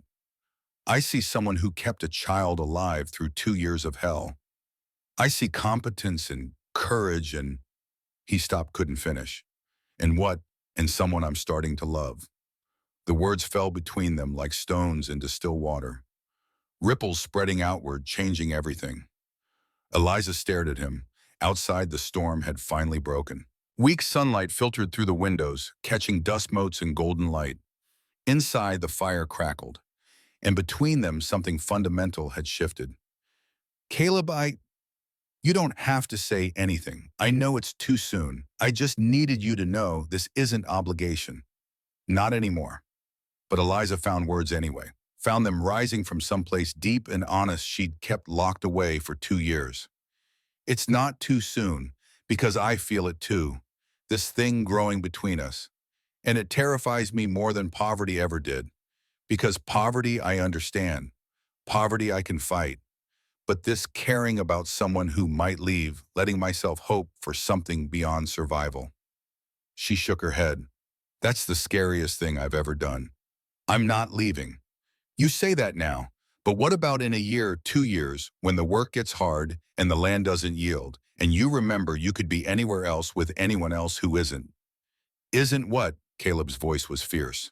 Isn't you, Eliza? I've been anywhere else, with other women, in other towns. And you know what? It was empty. All of it. Because they weren't you. They didn't have your strength or your stubbornness or your way of making a one-room cabin feel like home. He pulled her closer, wincing at the pain in his ribs but not stopping.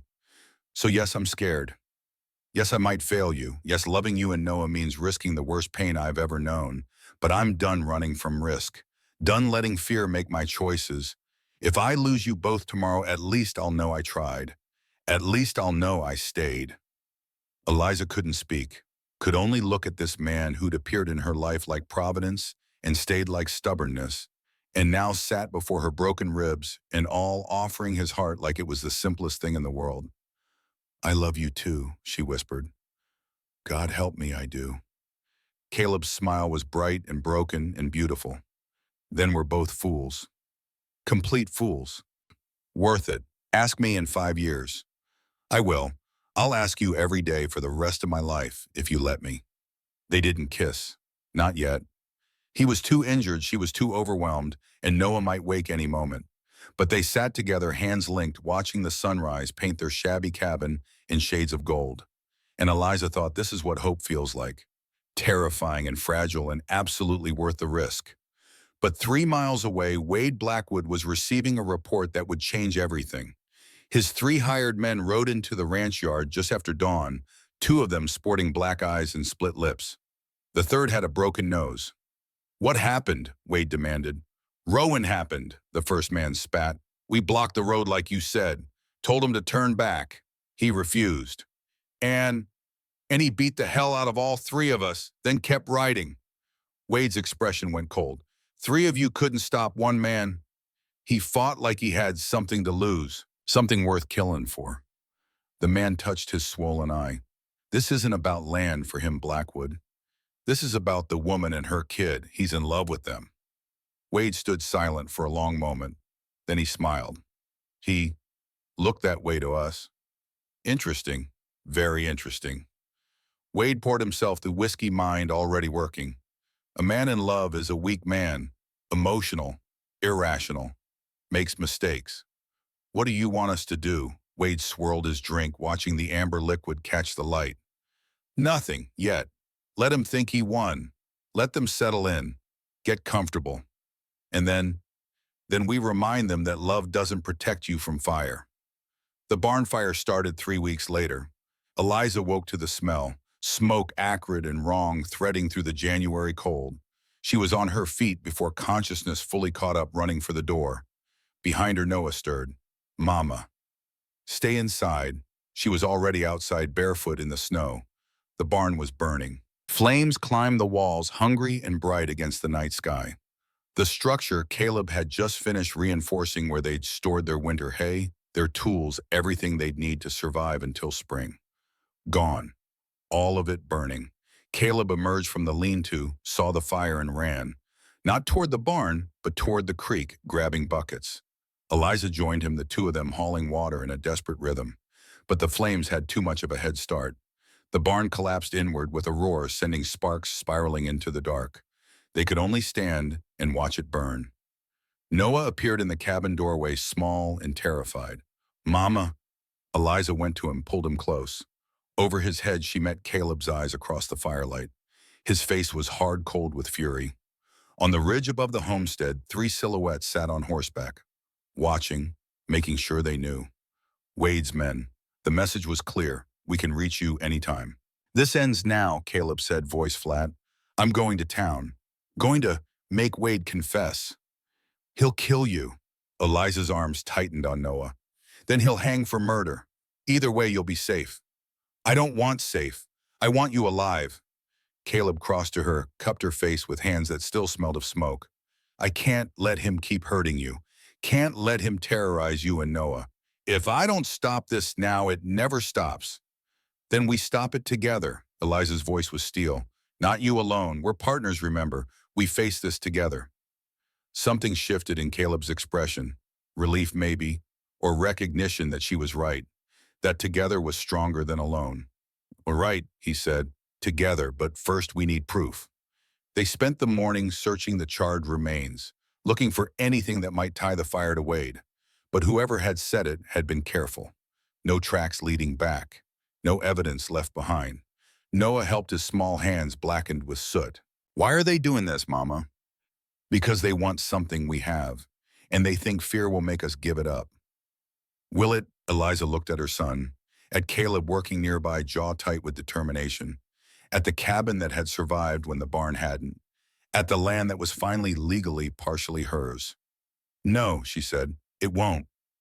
By afternoon, frustration had settled like snow. They had nothing. No proof. No leverage. Just the certainty that Wade Blackwood had tried to burn them out and would likely try again. Eliza was in the cabin trying to salvage what food hadn't been smoke damaged when she noticed it. The loose board near the fireplace.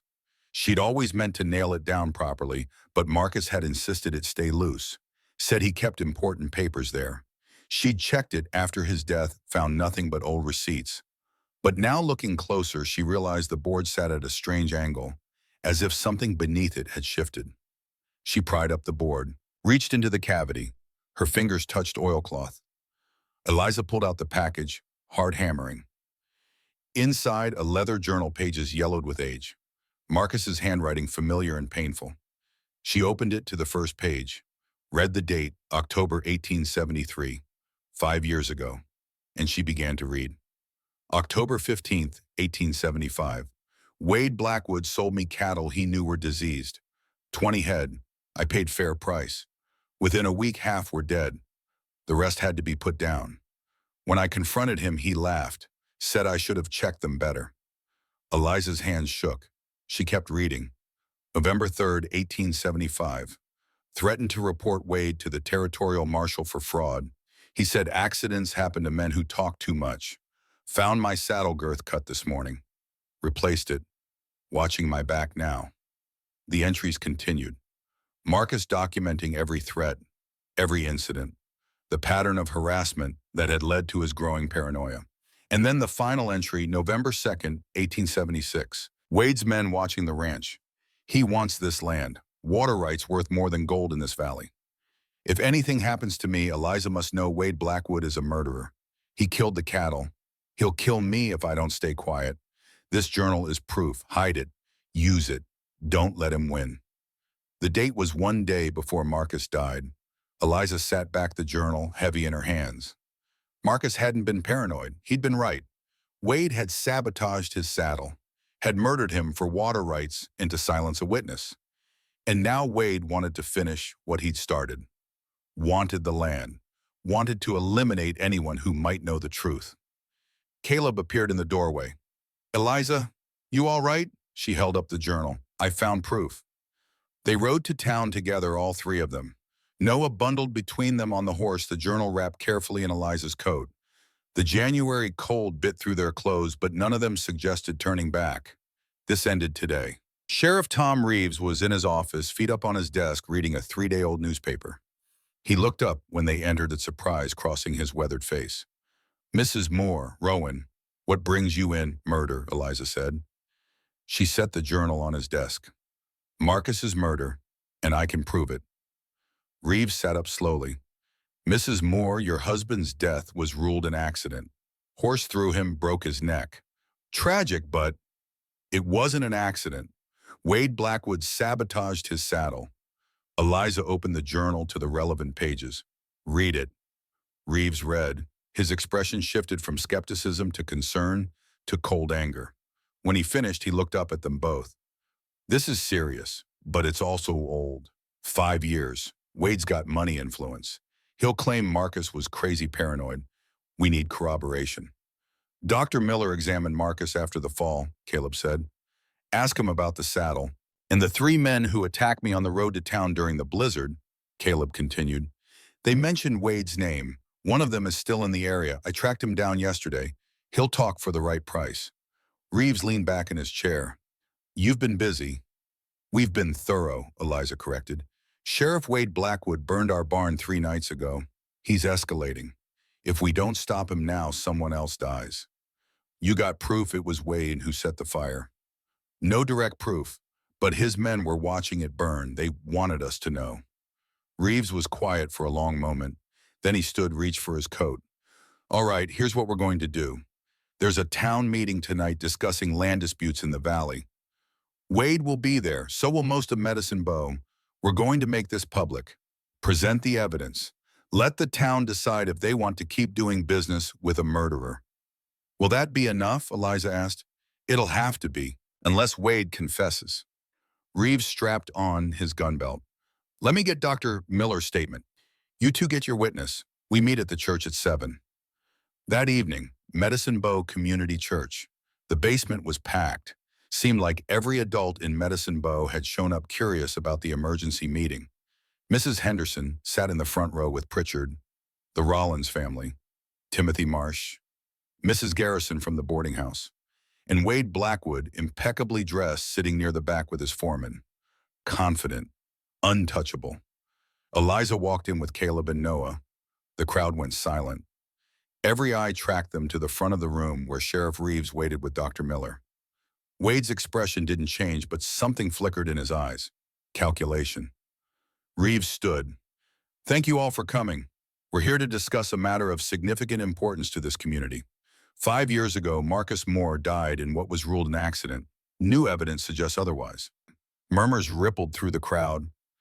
Wade leaned forward slightly. Eliza stepped forward, holding the journal.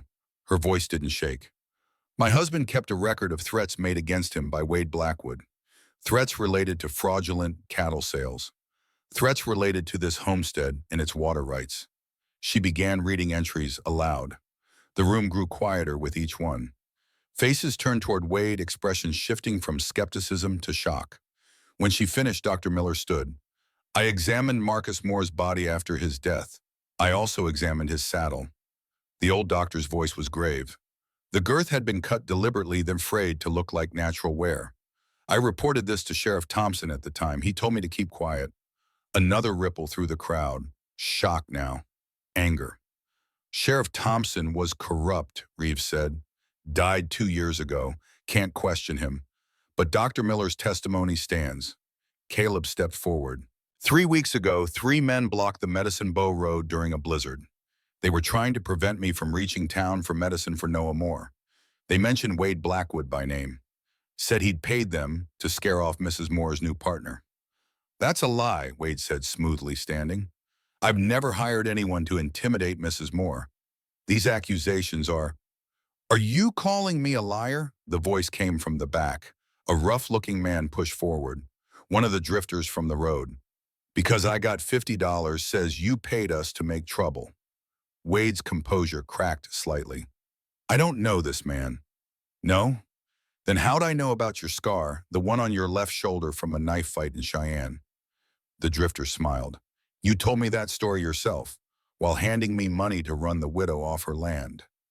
The crowd's murmur grew louder. Hostile now. Wade's face went red. "This is absurd. A dead man's paranoid fantasies and the testimony of a criminal. You have no real proof."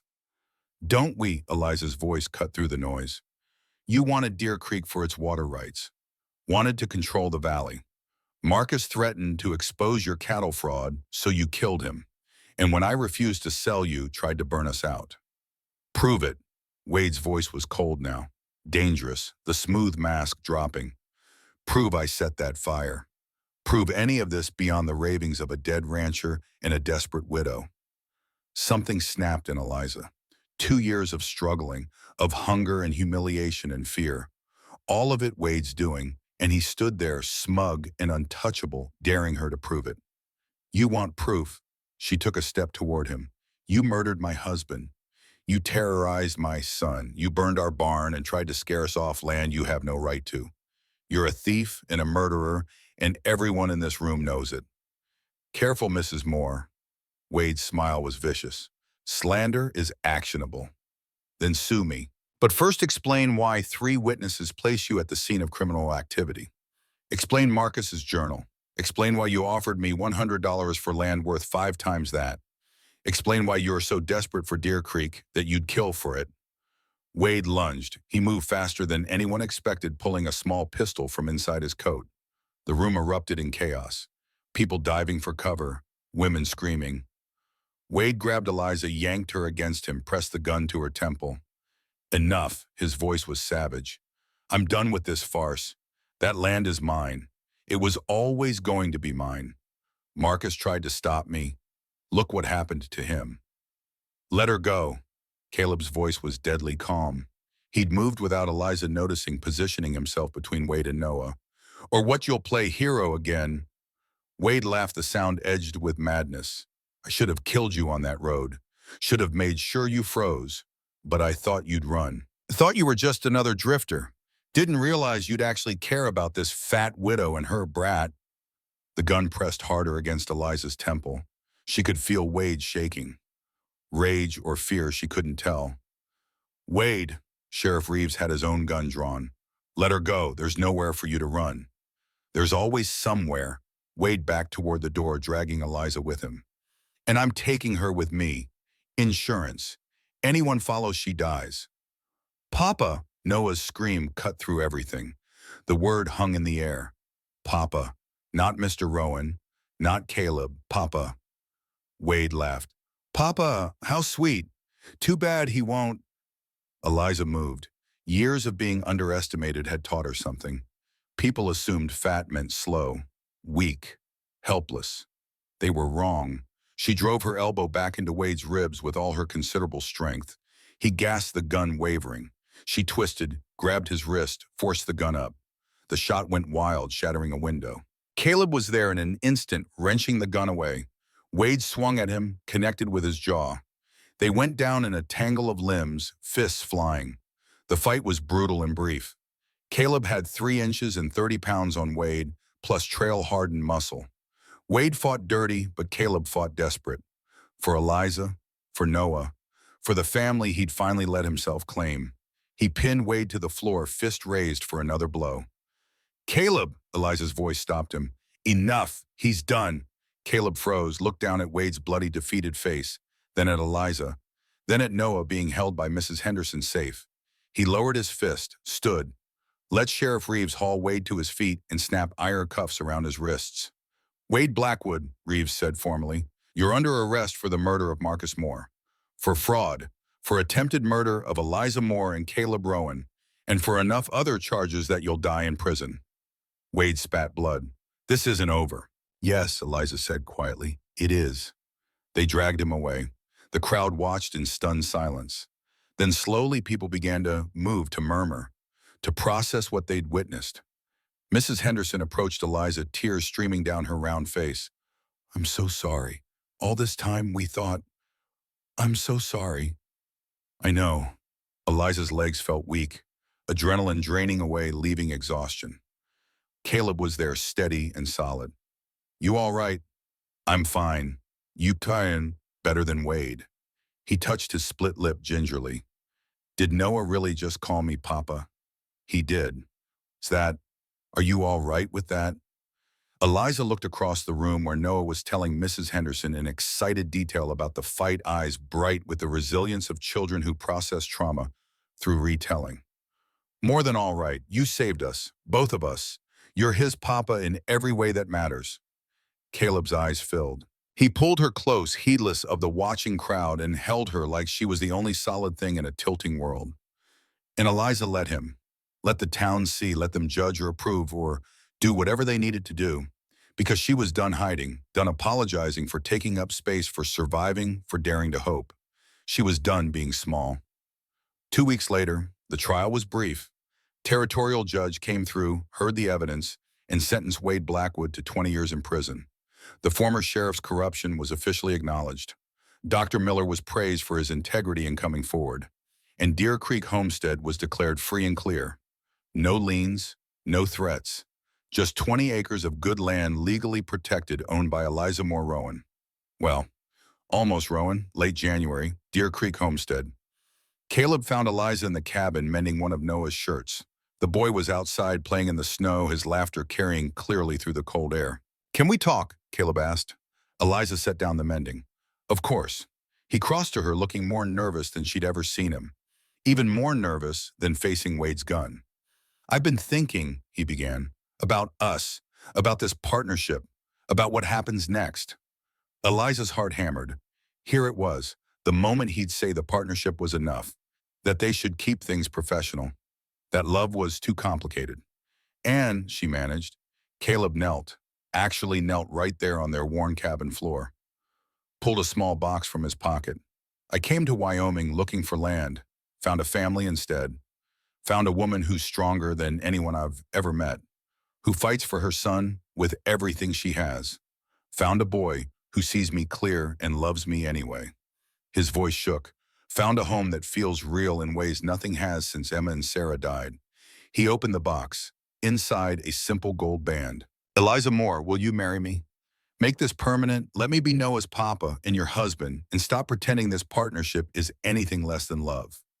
Eliza couldn't speak, could only stare at this man who'd appeared in her life like providence and stayed like stubbornness, and now knelt before her offering everything. You hesitating because you're trying to find a way to say no gently, Caleb asked. Because if so, no. The word burst out. No, I'm hesitating because I'm terrified. Of what? Of believing this is real, that someone like you could love someone like me, that I'm allowed to have this, that it won't all disappear tomorrow.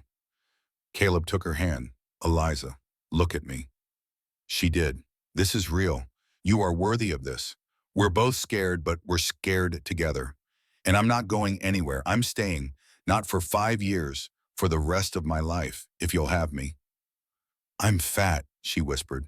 I'm difficult. I'm stubborn. I'm perfect. Caleb's smile was fierce. You're perfect for me. And I don't care what anyone else thinks. I never have. I fell in love with your strength first. Your courage.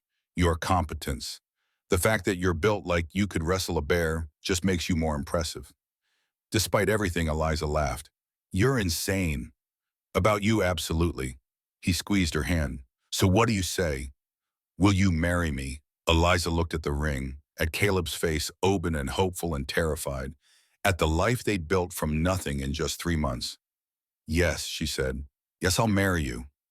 Caleb's whoop of joy brought Noah running from outside. What happened? What happened? Your mama agreed to marry me, Caleb said, pulling the boy into the embrace. If that's all right with you. Noah's face lit up like sunrise. Does this mean you're my papa for real? If you'll have me, I'll have you. Noah threw his arms around Caleb's neck. I'll have you forever. The three of them held each other in the small cabin while the wind howled outside and the fire crackled warm, and everything felt for the first time in 2 years exactly right. Late May 1879, Medicine Bow Community Church. The church was packed. Seemed like everyone in Medicine Bow had turned up for the wedding. Mrs. Henderson in the front row, crying happy tears. Pritchard with a wrapped gift. Dr. Miller. Sheriff Reeves. Even Mrs. Garrison from the boarding house. The town that had watched Eliza's struggle now gathered to celebrate her joy. Reverend Walsh stood at the altar, Bible in hand.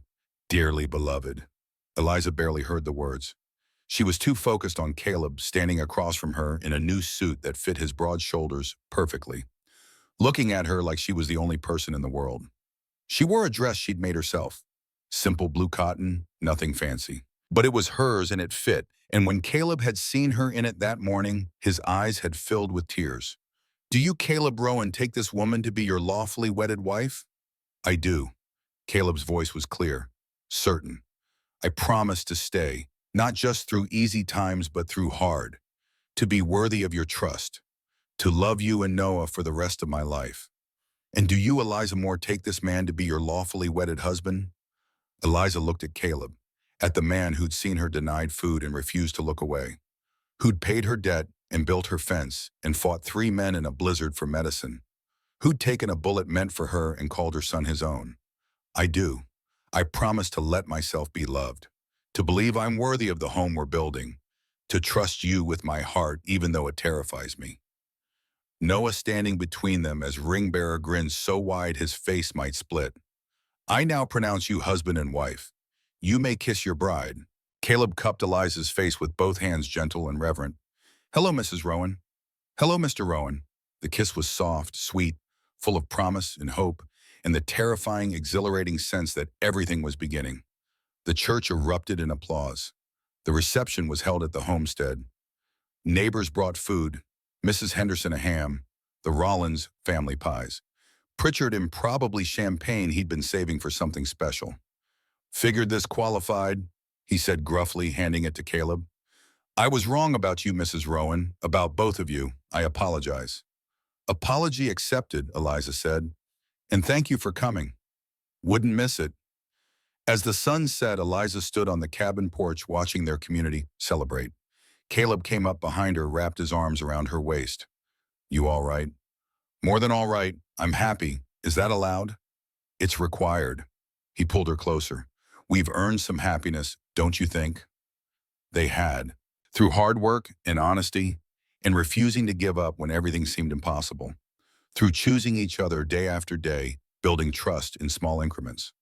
Speech, someone called. The bride should give a speech. Eliza hadn't prepared anything, but she stepped forward, Caleb's hand in hers, and spoke from the heart. 6 weeks ago, I stood in Pritchard's store begging for credit. Today I stand as Mrs. Rowan, surrounded by friends and family. Life changes fast out here. She looked at Caleb. But I learned something important. Asking for help isn't weakness. It's the bravest thing you can do. And staying when it gets hard, that's love. Caleb added, squeezing her hand. We saved each other. That's how real partnership works. The crowd cheered. Noah ran up, hugging both their legs. And Eliza thought, this is legacy. Not land or money, but people. Love. Community built through honesty and work and showing up even when it's hard. This is what lasts. Summer 1879. 2 months later. The fields were green with new growth. Wheat and corn pushing up through dark soil. The homestead had been transformed. New barn built by community effort. Painted cabin. Fence line straight and strong. Eliza, visibly pregnant, now planted the kitchen garden while Caleb and Noah worked the field. Her midwifery practice had grown. 3 births that spring alone. The women of Medicine Bow coming to her not just for deliveries, but for advice for healing, for the competence she'd hidden for so long. She was respected now, valued. Not despite her size, but because of her skill. Wade's trial had shaken the territory. Corruption exposed. Justice served. And the widow who'd stood up to a murderer became something of a legend. Eliza didn't care about legend. She cared about the baby growing inside her, about Noah thriving and happy, about Caleb working the land they'd saved together, about the letter that had arrived that morning informing them Wade Blackwood had died in prison, killed in a fight with another inmate. Justice complete. August 1879. Harvest time. The wheat stood golden, the best crop Deer Creek had ever seen. They hired help to bring it in, sold the surplus for $600. Real money, real security. And on a hot August night, Eliza went into labor. Dr. Miller attended along with Mrs. Henderson. Caleb paced outside, terrified, while Noah kept him company. Mama's strong, Noah said, confident in the way of 7-year-olds who'd never known their mother to fail. She'll be fine. And she was. The baby was a girl. 8 pounds, dark hair, lungs that could wake the dead. Caleb held her for the first time and wept. Sarah, he whispered. Sarah Eliza Rowan. Eliza, exhausted and radiant, smiled. Second chances. Second chances, Caleb agreed. Thank you. Noah, allowed in to meet his sister, was gentle and awed. She's so small. You were smaller, Eliza said. You'll help me take care of her. Every day. And he did. 1885. 6 years later. The homestead was 320 acres now. They'd bought surrounding land as it became available, hired hands to work it, built a proper ranch house, spacious and solid. Noah was 13, working alongside Caleb like a partner, learning cattle and horses and how to read land, growing tall and strong. Sarah was 6, following Eliza everywhere, learning midwifery and herbs and how to bring life into the world. And there were 2 more children now. Marcus Jr., 4 years old, named for the husband Eliza had buried but not forgotten.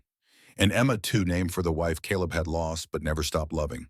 The ghost had been honored, the grief acknowledged, the past given its place while the future stretched bright. Medicine Bow had grown too. New buildings, railroad expansion. Prosperity built on the backs of ranchers who'd learned to trust each other to work together. And at the center of it, the Rowan family. Respected, valued. Home. 1895. 16 years later. Noah was 23, now married to a teacher from Laramie, running his own ranch 5 miles north. Already a father himself to twin boys who'd given Eliza her first taste of being a grandmother. Sarah, 16, was apprenticing with Dr. Miller, smart and capable with her mother's gift for healing and her father's steady hands. Marcus Jr. was 14, horse-mad and trouble-prone, but good-hearted. Emma, 12, was the quiet one, bookish, thoughtful, already writing stories about the West she knew. Caleb at 55 had gray in his hair, but strength in his back. Still working the land, still building. Eliza at 44 had delivered 73 babies in Medicine Bow, had seen the town through epidemics and hard winters, had become the person people turned to in crisis. They sat on the porch of their house watching sunset paint the sky impossible colors. "You ever regret it?" Eliza asked. Tying yourself to me in this land." Caleb took her hand, worn and calloused and perfect. "Not for a second. Best decision I ever made was refusing to look away that day in November. Best decision I ever made was letting you help. We saved each other. We did." The land rolled away from them, generations of work visible in every fence line, every field, every building. Legacy not just in land, but in children and grandchildren and the community they had helped build. "Think it'll last?" Eliza asked. "What we've built," Caleb squeezed her hand, "already has. Look around. This isn't just ours anymore. It's theirs, the kids, the grandkids, the people we've helped. That's what lasts." And he was right. 1910, 31 years later. Caleb was 70 now, still strong but slower. The land was run by Noah and Marcus Jr., now with help from Sarah's husband and Emma's sons. 6 children between them, 18 grandchildren. The Rowan family tree spreading roots deep into Wyoming soil. Eliza at 59 had retired from active midwifery, but still consulted, still taught the younger women, still remembered every birth, every crisis, every triumph. They spent their days on the porch mostly, watching great-grandchildren play in the yard where once a starving widow had struggled alone. "My knees hurt," Caleb complained good-naturedly. "You're old," Eliza pointed out. "So are you." "True, but I'm distinguished." "You're just old." He laughed, the sound bright and young despite his weathered face. "Still love you, even old and distinguished." "Good, because you're stuck with me." Best place to be stuck. The sun set over land they'd fought for, bled for, built into something that would outlast them both. And that night, Eliza dreamed of November 1878, of standing in Pritchard's store with an empty basket, of walking into the cold alone, of a cowboy who'd refused to look away. 1920, 42 years later. Caleb had died 5 years ago, peacefully in his sleep with Eliza holding his hand. He was buried on a hill overlooking Deer Creek, where he could watch over the land he'd loved.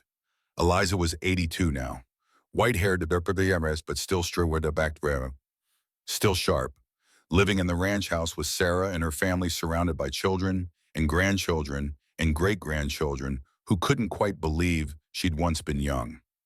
On a spring afternoon, her granddaughter Mary came to visit, 16 and curious and full of questions about the past. "Grandmother, how did you and Grandpa meet?" And Eliza, sitting in the parlor that smelled of lemon oil and old wood, smiled. "That's not the question, child. It's not. No, the question is, why did he stay?" And she told the story, all of it, the hunger and the pride, the stranger who'd appeared at exactly the right moment, the partnership that had become family, the villain who'd tried to destroy them, the love that had grown from honesty and work and choosing each other daily. Mary listened wide-eyed. When Eliza finished, the girl was quiet for a long moment. "So Grandpa saved you?" "No, child." Eliza's voice was firm. "We saved each other. That's how real love works. Not rescue. Partnership." She walked to the wall where photographs hung, dozens of them, the family tree spreading across decades. The final photo showed all of them, 6 children, 18 grandchildren, 12 great-grandchildren, all gathered for the ranch's 40th anniversary 2 years ago. Caleb had been there, old but happy, his arm around Eliza, their family surrounding them.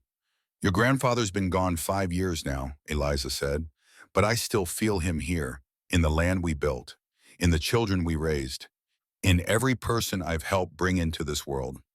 She turned to Mary. "That's legacy, child. Not rescue, not charity. Partnership, built day by day, choice by choice. That is what lasts." Mary hugged her grandmother tight. "Tell me more stories." "I'll tell you all of them." Eliza settled back into her chair. "But first I need to rest a moment." She closed her eyes, and in the darkness behind her eyelids, she saw it all again. The dry goods store, the empty basket, the cold November wind, and across the street a cowboy watching. Unlike everyone else, he hadn't looked away. 3 months later, July 1920, Eliza Rowan died peacefully in her sleep. She was 82 years old. The funeral was the largest Medicine Bow had ever seen. Her children and grandchildren and great-grandchildren gathered along with the dozens of people she'd helped bring into the world, the families she'd saved through hard winters, the community she'd helped build. They buried her next to Caleb on the hill overlooking Deer Creek. Sarah spoke at the service. My mother used to say she was rescued by a cowboy who refused to look away. But the truth is simpler and more profound. Two broken people chose to build something whole, not through rescue, but through partnership, not through charity, but through work. She gestured to the land spreading below them. 320 acres. 5 houses now. The Rowan family compound. Legacy in earth and wood and blood. This is what they built.